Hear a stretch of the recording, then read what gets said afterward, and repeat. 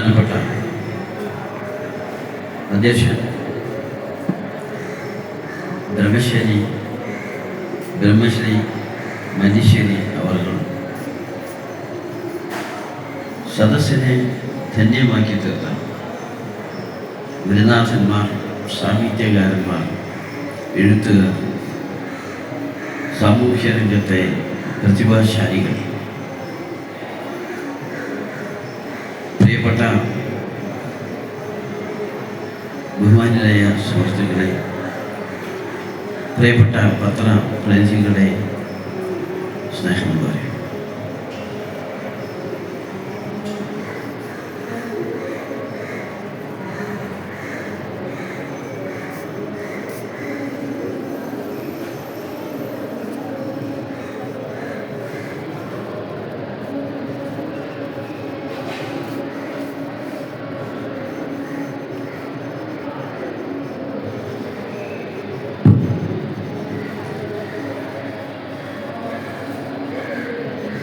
ഇന്ന്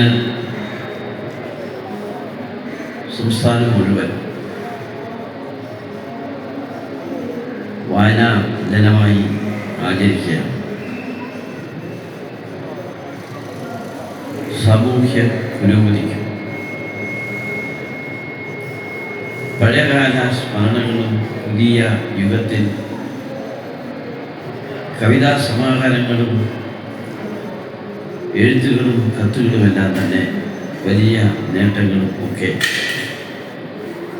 എല്ലാവരുടെയും മനസ്സിൽ ചിന്തകളുമുള്ള ഒരു ദിവസമായി മാറുകയാണ്. വായന കുറേ പഴയകാല ഓർമ്മകളിലേക്ക് നമ്മളെ ചെന്നെത്താൻ, പുതിയ എഴുത്തുകൾ ചിന്തയിലേക്ക് കൊണ്ടുവരാനും അവസരം ഉണ്ടാക്കുകയാണ്. ലോകത്തിലെ ഏറ്റവും വലിയ ആയുധം വായനയാണ് എന്ന് ഞാൻ വിശ്വസിക്കുന്നു. പല ഗ്രന്ഥങ്ങളുടെയും അക്ഷരങ്ങളുടെയും വാക്കുകളുടെ വ്യാപ്തിയും ലോകത്തിന് മുഴുവൻ അഭിമാനിക്കുന്ന രീതിയിലാണ് പോയിക്കൊണ്ടിരിക്കുന്നത്. എഴുത്തുകളിലെ അറിവുകളാണ് മനുഷ്യനെ ചന്ദ്രനിലേക്ക് എത്തിക്കാനും സന്യാസിമാരും പണ്ഡിതന്മാരുമായി മാറ്റി വരുന്നത് എന്നാണ് നമുക്കറിയാൻ കഴിയുന്നത്. പൂർവകാല എഴുത്തുകാരുടെ അക്ഷരങ്ങളിൽ നിന്ന് പുതിയവ കണ്ടുപിടിച്ചിട്ടാണ് ഇന്ന് ലോകം മുന്നോട്ട് പോയിക്കൊണ്ടിരിക്കുന്നത്. വായനയും എഴുത്തും അറിയാത്ത ഒരു ലോകത്തെക്കുറിച്ച് ചിന്തിക്കാൻ പോലും നമുക്ക് കഴിയില്ല. നാടിൻ്റെയും രാജ്യത്തിൻ്റെയും പുരോഗതി ഈ വായനയിൽ നിന്നാണ് എന്ന കാര്യത്തിൽ നമുക്കാർക്കും സംശയമില്ല. ശ്രീ മുരളി കുറേ കവിതകൾ ആലപിച്ചപ്പോൾ എന്നും മനസ്സിൻ്റെ അകത്ത് ഒരു ഊർജ്ജസ്വലത, അല്ലെങ്കിൽ മനസ്സിൻ്റെ അകത്ത് കുറേ ചിന്തകൾ, പഴയ കാലത്തെക്കുറിച്ചുള്ള ഓർമ്മകൾ നമുക്ക് വരികയുണ്ടായി. അതിൻ്റെ രസികതയും ആലാപനത്തിലെ ഭംഗിയും വാക്കുകളിലെയും അക്ഷരങ്ങളിലെയും പ്രാധാന്യവും അർത്ഥവും മനുഷ്യ ജീവിതത്തിൽ വലിയ സംഭവമായി മാറുകയാണ്. പുതിയ രീതിയിലുള്ള കഥകൾക്കും കാവ്യങ്ങൾക്കും ഇത്ര മനോഹരത കൈപിടിക്കാൻ കഴിയും, കൊണ്ടുവരാൻ കഴിയും എന്നെനിക്ക് തോന്നിയിട്ടില്ല. കഴിഞ്ഞ കാലത്തേക്കാൾ തുഞ്ചത്തെഴുത്തച്ഛനും കുഞ്ചൻ നമ്പ്യാരും മുതൽ പല എഴുത്തുകാരും ഇന്ന് ലോകത്ത് സൃഷ്ടിക്കപ്പെട്ടിട്ടുണ്ടെങ്കിലും ഇത്രയും മനോഹരമായ രീതിയിൽ ഇതൊക്കെ രചിക്കാൻ കഴിയാവുന്നത് സ്വാഭാവികമായും പൂർവ്വകാല തലമുറയ്ക്ക് മാത്രമേ കഴിഞ്ഞിട്ടുള്ളൂ. അതിൽ നിന്ന് വേർപെടുത്തിയ അക്ഷരങ്ങളും അതിൽ നിന്ന് വേർപെടുത്തിയ വാക്കുകളെല്ലാം തന്നെ ഇന്നത്തെ പുതിയ എഴുത്തുകാർ ഉപയോഗിക്കുന്നു എന്നുള്ളതാണ് എനിക്ക് തോന്നിയിട്ടുള്ളത്. വായിക്കുമ്പോൾ ചിലപ്പോൾ പുതിയതായി തോന്നുമെങ്കിലും അടിസ്ഥാനപരമായി അതെല്ലാം തന്നെ പഴയകാല വായനയിൽ നിന്ന് വാർത്തെടുത്തതാണ്. ലോകത്തിലെ ഏറ്റവും വലിയ സാംസ്കാരിക കേന്ദ്രം ഉണ്ട് എന്ന് പറയുമെങ്കിൽ നമുക്കെല്ലാവർക്കും അഭിമാനത്തോടെ പറയാൻ കഴിയും, അത്രയും വലിയ സാംസ്കാരിക കേന്ദ്രം ലോകത്തൊന്ന് മാത്രമേ സൃഷ്ടിച്ചിട്ടുള്ളൂ. അത് ഗുരുവായൂരപ്പനും മാത്രമാണ് എന്ന് അഭിമാനത്തോടെ പറയാൻ എനിക്ക് കഴിയും. ഗുരുവായൂരപ്പനെ കുറിച്ചുള്ള ഓരോ കവിതകളും ഓരോ കഥകളും മനുഷ്യൻ്റെ പരിണാമത്തിന് വലിയ ഗുണം ചെയ്തിട്ടുണ്ട്. ഗുരുവായൂരപ്പൻ്റെ ചിന്തകൾ മനുഷ്യൻ്റെ ചിന്തകളിലും മനുഷ്യൻ്റെ ഹൃദയത്തിലേക്കും കയറ്റിക്കൂടുമ്പോഴാണ് നമുക്ക് പഴയ മനുഷ്യത്വം തിരിച്ചു കൊണ്ടുവരാൻ കഴിയുന്നത് എന്നെനിക്ക് തോന്നുന്നു. ഗുരുവായൂർ വെച്ച് വായനാ ദിനം ആഘോഷിക്കുമ്പോൾ ചരിത്രകാരന്മാരും പണ്ഡിതന്മാരും ഈ സദസ്സിൽ എത്തിച്ചേരുമ്പോൾ ഒരു കാലഘട്ടത്തിൽ ചേർത്ത ഈ മഹാക്ഷേത്രം ഇന്ന് ലോകത്തിൻ്റെ മുഴുവൻ മഹാക്ഷേത്രമായി മാറിയിരിക്കുകയാണ്. എങ്ങനെയാണ് കൃഷ്ണൻ ഗുരുവായൂർ വന്നത് എന്നും അതിനുശേഷമുള്ള ഗുരുവായൂരപ്പൻ്റെ പ്രവൃത്തിയും ഗുരുവായൂരപ്പൻ്റെ ഇന്നുള്ള ഗുരുവായൂരിൻ്റെ സ്ഥിതിയെല്ലാം തന്നെ എഴുത്തുകാരും കവിത രേഖപ്പെടുത്തുന്നവരുമെല്ലാം തന്നെ നമ്മളെ പഠിപ്പിച്ചിട്ടുണ്ട്. ഗുരുവായൂരപ്പൻ എന്നുള്ളത് എല്ലാം തികഞ്ഞ ലോകത്തിൽ മുഴുവൻ ശ്രദ്ധിക്കപ്പെടുന്ന ഒരു മഹാദൈവമാണ്. എപ്പോൾ പ്രത്യക്ഷപ്പെടും, എപ്പോൾ ആ രൂപം എവിടെ വന്നു ചേരും എന്നതിനെക്കുറിച്ചൊന്നും നമുക്ക് പ്രതിപാദിക്കാൻ കഴിയില്ല. പക്ഷേ എല്ലാവരുടെ ഭാഗത്തും ഭഗവാനെ മനസ്സുകൊണ്ട് വിളിക്കുമ്പോൾ ഓടിയെത്തുന്ന ഒരു ദൈവമാണ് ശ്രീ ഗുരുവായൂരപ്പൻ എന്ന കാര്യത്തിൽ നിങ്ങൾക്ക് സംശയം വേണ്ട. ലോകത്തെവിടെയും ഇത്രയും ആചാരവും അനുഷ്ഠാനങ്ങളുമുള്ള ഭഗവതിമാരും ഭഗവാന്മാരും ഉണ്ടാകില്ല എന്നാണ് എൻ്റെ വിശ്വാസം. ജാതി മതഭേദമെന്നെ ഭഗവാനെ സ്മരിക്കാനും ഭക്തി രേഖപ്പെടുത്താനും കിട്ടിയ ഏറ്റവും നല്ല ഒരു സ്ഥാപനമാണ് ഗുരുവായൂർ അമ്പലം.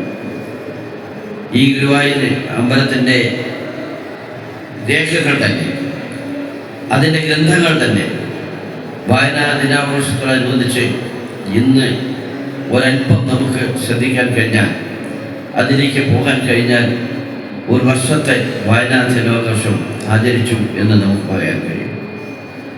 എല്ലാം ഗുരുവായൂരപ്പൻ്റെ കുറേ ലീലകളാണ്. ഞങ്ങൾ യോഗം കൂടി ആരെയാണ് തിരഞ്ഞെടുക്കേണ്ടത് എന്ന് പറഞ്ഞപ്പോൾ ഞങ്ങൾക്ക് സംശയങ്ങളുണ്ടായിരുന്നു. ഇതിൻ്റെ സംഘാടകരെ സംബന്ധിച്ചിടത്തോളം വായനാ ദിന ദിവസം ആചരിക്കുന്ന ദിവസത്തിൽ ആര് വേണം എന്ന് തീരുമാനിക്കാൻ പുറപ്പെട്ടപ്പോൾ പല ചിന്തകളും പല ആലോചനകളും പല പേരുകളും രംഗത്ത് വന്നു. പക്ഷേ കൃഷ്ണ ഗുരുവായൂരപ്പ ആരെയെങ്കിലും മനസ്സിൽ കൊണ്ടുവരണമേ എന്ന് പ്രാർത്ഥിച്ചതുകൂടി ഇതുപോലെ ഇരിക്കുന്ന ഇന്ന് സദസ്സിലിരിക്കുന്ന 1-2 പേരുകളാണ് ഭഗവാൻ ഗുരുവായൂരപ്പൻ ഞങ്ങൾക്ക് നൽകിയത് എന്ന് അഭിമാനത്തോടെ പറയാൻ കഴിയും. എല്ലാം ഗുരുവായൂരപ്പനിൽ അർപ്പിക്കുമ്പോഴാണ് പുതിയ സിദ്ധാന്തങ്ങളും പുതിയ ചിന്തകളും പുതിയ അഭിപ്രായങ്ങളും പുതിയ രൂപങ്ങളും ഭാവങ്ങളും നമ്മുടെ മുന്നിലേക്ക് കടന്നു വരുന്നു.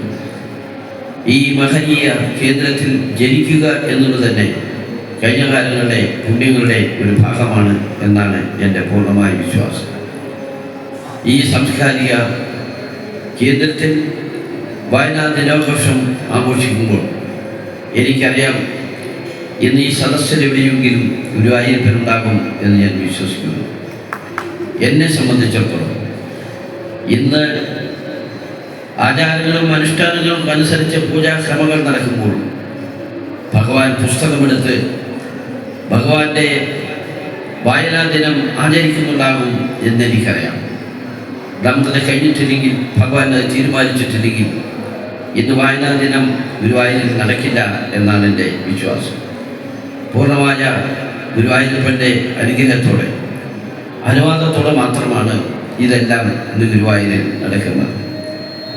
ഇന്ന് ഇവിടെ വന്നു ചേർന്ന പണ്ഡിതന്മാരായ ഗുരുനാഥന്മാരോട് അതല്ലെങ്കിൽ ആരെങ്കിലും അനുമോദിക്കുന്നുണ്ടെങ്കിൽ അവർക്കെല്ലാം ദീർഘായുസ്സിന് കൊടുക്കണം എന്നാണ് എൻ്റെ അഭിപ്രായം.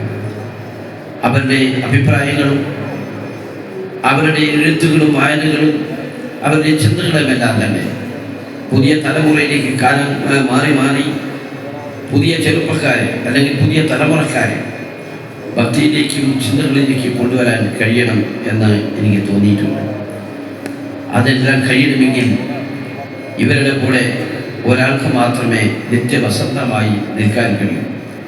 ഞാൻ പറയാതെ ഈ വാക്കുകളെല്ലാം തന്നെ നിങ്ങളുടെ മനസ്സിലുണ്ടാകുമെന്ന് എനിക്കറിയാം. ആ ഒരാൾ ഭഗവാൻ ഗുരുവായൂരപ്പൻ മാത്രമാണ് എന്ന് ഞാൻ വിശ്വസിക്കുകയാണ്. അതുകൊണ്ട് വായനാ ദിനത്തിൽ അറിവുകൾ വർദ്ധിപ്പിക്കുകയും ചിന്തകൾക്ക് രൂപം കൊടുക്കുകയും പുതിയൊരു ലോകത്തിൻ്റെ സൃഷ്ടിയും ഈ പുസ്തകങ്ങളെയും അക്ഷരങ്ങളെയും നമുക്ക് ഉയർത്തിക്കൊണ്ടുവരികയും ചെയ്യണം. വായന മനുഷ്യൻ്റെ സമ്പത്താണ്, മനുഷ്യൻ്റെ അഭിമാനമാണ്. എല്ലാ കഴിവുകളും വായനയിലൂടെ കൊണ്ടുപോകുമ്പോൾ പുതിയൊരു സൃഷ്ടി, പുതിയൊരു ലോകം സൃഷ്ടി എന്നത് യാഥാർത്ഥ്യമായി തീരും. അതുകൊണ്ട് ഈ വായനാ ദിനത്തിൽ പങ്കെടുക്കുമ്പോൾ എനിക്കറിയാം ഇന്ന് രാവിലെ മുതൽ ഇതിലേക്ക് പങ്കെടുപ്പിക്കണം എന്ന ചിന്ത അല്ലെങ്കിൽ ഓർമ്മകൾ വന്നത് തന്നെ ഗുരുവായൂരപ്പൻ്റെ അനുഗ്രഹം കൊണ്ടാണ് എന്ന് വിശ്വസിക്കുന്നു. എപ്പോഴും എവിടെയും ചെല്ലുമ്പോൾ നമ്മുടെ ആരാധന അത് ഏത് ദൈവമാകട്ടെ ഏത് മതമാകട്ടെ മനുഷ്യൻ്റെ ഹൃദയത്തിലേക്ക് കയറി പുസ്തകമെടുത്ത് നമ്മൾ മുന്നോട്ട് പോകുമ്പോൾ വായനകൾ വർദ്ധിപ്പിക്കുമ്പോൾ പുതിയ നാടിനെ സൃഷ്ടിക്കാൻ കഴിയും എന്നെനിക്ക് കുറച്ച വിശ്വാസമുണ്ട്. പണ്ഡിതന്മാരും എഴുത്തുകാരും നമ്മുടെ ഗുരുനാഥന്മാരാണ്. അവരെ വന്ദിക്കുകയും അവരെ ബഹുമാനിക്കുകയും ചെയ്യുന്ന ഒരു ലോകത്തിൽ മാത്രമേ ഭംഗിയായി ഇനി മുന്നോട്ട് പോകാൻ കഴിയൂ. അതുകൊണ്ട് ഞാൻ ഈ വായനാ ദിനത്തിൽ എൻ്റെ ഗുരുനാഥന്മാരെ അനുഗ്രഹിക്കാനും അവരെ ആശീർവദിക്കാനൊന്നും കഴിവുള്ള ഒരു വ്യക്തിയല്ല. മറിച്ച് എൻ്റെ ജോലി ഗുരുവായൂർ ഭഗവാനെ സേവിക്കുക എന്നത് മാത്രമാണ്. കഴിഞ്ഞ 35 വർഷമായി ഭഗവാനെ നിത്യമായി എൻ്റെ മനസ്സിൽ ചേർത്ത് മുന്നോട്ട് പോകുമ്പോഴാണ് ഇത്തരമൊരു സാഹചര്യത്തിലേക്ക് വന്നു ചേർന്നിട്ടുള്ളത്. രാത്രി 2 മണി കഴിഞ്ഞാൽ ഉറക്കം ലയിക്കുന്ന ഒരു സ്ഥിതിവിശേഷം ഉണ്ടാകും. എന്നാൽ നീ എണീക്കാത്തത് എൻ്റെ അടുത്തേക്ക് വരണമേ എന്ന് ഗുരുവായൂരപ്പൻ പറയുന്നത് പോലുള്ള ഒരു തോന്നൽ മനസ്സിൻ്റെ അകത്തേക്ക് കടന്നു വരികയാണ്.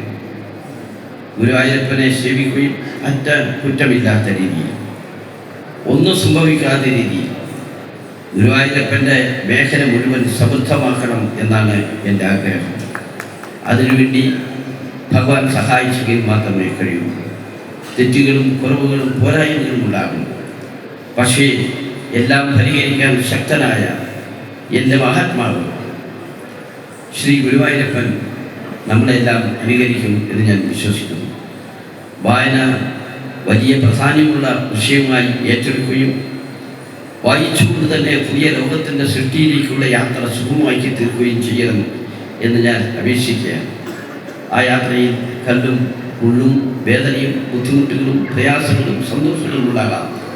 പക്ഷേ അതെല്ലാം തന്നെ നമ്മുടെ നിത്യവസന്തമായ ശ്രീ ഗുരുവായൂരപ്പൻ നിങ്ങളെ കൈപിടിച്ച് ഉയർത്തും എന്നെനിക്ക് വിശ്വാസമുണ്ട്. അതുകൊണ്ട് ഈ ഗുരുനാഥന്മാരെല്ലാം ഇരിക്കുമ്പോൾ അവർക്ക് എല്ലാ ജീവിത ആശംസകളും ലഭിക്കുന്നതിന് എനിക്ക് ആശംസിക്കാൻ കഴിയില്ല. എനിക്ക് അവരെ പോലെ എഴുതാനും വായിക്കാനും അറിയില്ല. അവരെ പോലെ ചിന്തിക്കാനും ഉയരാനും എനിക്ക് കഴിയില്ല. അതുമാത്രം അത് ചെയ്യാൻ അവരെ ആശംസിക്കാനും അവരെ അഭിനന്ദിക്കാനും അവരെ അവരുടെ ജീവിതം ധന്യമാക്കി തീർക്കാനും കഴിയാവുന്ന ഭഗവാന്റെ മുന്നിൽ 2 കൈകൊണ്ട് നമസ്കരിച്ച് ഞാൻ നിർത്തുന്നു. നമസ്കാരം. വായനാ ദിനാഘോഷത്തിൻ്റെ ഭാഗമായി ഇന്നിപ്പോൾ ഈ സാംസ്കാരിക സമ്മേളനത്തിൽ വെച്ച് 2 വിശിഷ്ട വ്യക്തികളെ ഗുരുവായൂർ ദേവസ്വം ആദരിക്കുന്നു. ആ രണ്ടുപേർ doctor P V Krishnan Nair അവർ, professor doctor P V Krishnan Nair അദ്ദേഹം, മറ്റൊരാൾ ശ്രീ വി മുരളി, നേരത്തെ സൂചിപ്പിച്ചു, പ്രസിഡന്റ് ജില്ലാ ലൈബ്രറി കൗൺസിൽ. ഈ രണ്ടു പേർക്ക് ഈ വേദിയിൽ വെച്ച് ആദരമർപ്പിക്കുന്നു. അതിൽ ആദ്യ ആളെ doctor P V Krishnan Nair മാഷെ പരിചയപ്പെടുത്തുന്നതിനായി ശ്രീ ഷാജു പുതൂർ മാഷെ സ്നേഹപൂർവ്വം ക്ഷണിക്കുകയാണ്. ഗുരുവായൂർ ദേവസ്വം മത ഗ്രന്ഥശാലയുടെ ഉപദേശക സമിതി അംഗമാണ്, ദേശീയ അധ്യാപക അവാർഡ് ജേതാവാണ്. ഗുരുവായൂരിന് പ്രിയപ്പെട്ട ഷാജു പുതൂർ മാഷെ ആദരപൂർവ്വം പരിചയപ്പെടുത്താനായി ക്ഷണിക്കുന്നു. നമസ്കാരം. വേദിക്കും സദസ്സിനും വേണ്ടി